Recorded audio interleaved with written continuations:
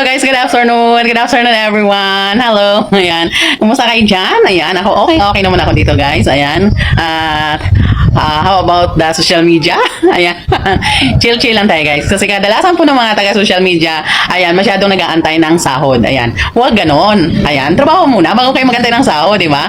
Ang sahod ay dumedepende sa trabaho mo. Ayan. Kung magandang ginawa mo, magandang tinrabaho mo, maganda rin ang sasahurin mo. Pero kung maliit lang tinrabaho mo, ayan, ganun din kaliit yung kikitain mo. Kaya, magsipag, magtiyaga para may nilaga. Yun.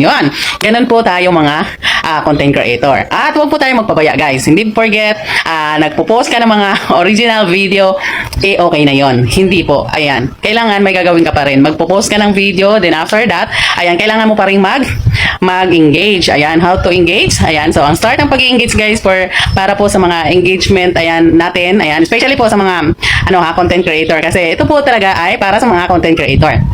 Kung saan, ayan, gustong ma-monetize. Ayan, so monetize muna tayo bago ang sahod, no? So, kung gusto mong ma-monetize para sumahod, gawin mo to. Ayan. First, ayan, mag-engage ka ng tama. So, paano mag-engage ng tama? Ang pag-engage po ng tama is, manood ka ng video, tapusin mo pagpanood bago ka mag-react at mag-comment. Ganun po yun. Then, pag nagustuhan mo po yung video is, pwede po nating i-share. Ayan. Para, kahit para yan, matulungan din natin yung pinapanood natin na content creator. Yun po yung tamang pag-i-engage. Hindi po yung, panoorin ko to, scroll ko lang, nanood ako ng ganito, ganyan. No. At higit sa lahat guys, huwag po niyong kalimutan na manood po ng long form video. Hindi lang po long form video ang panonoorin natin. Meron po din tayong short video.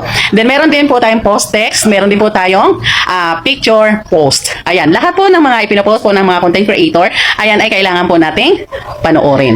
Para matawag tayo na isang content creator na sumasahod talaga. Ayan, kung gusto mo pong sumahod. Pero kung ayaw mo namang sumahod, nasa sayo yon. Kung maglaro-laro ka lang dito sa ating social media. Pero para sa akin, kung talagang desidido kang magsahod dito sa social media, gawin mo yung tama. Ayan.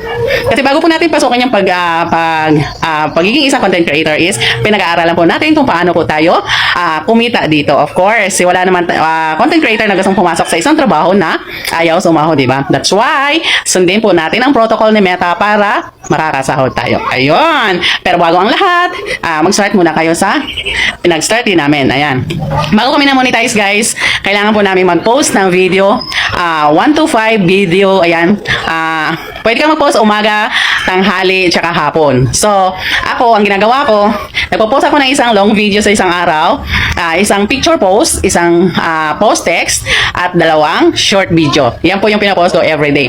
The more na marami po tayong pinopost, the more na magkaroon po tayo ng maraming views. Kaya, mas mabilis tayong ma-monetize.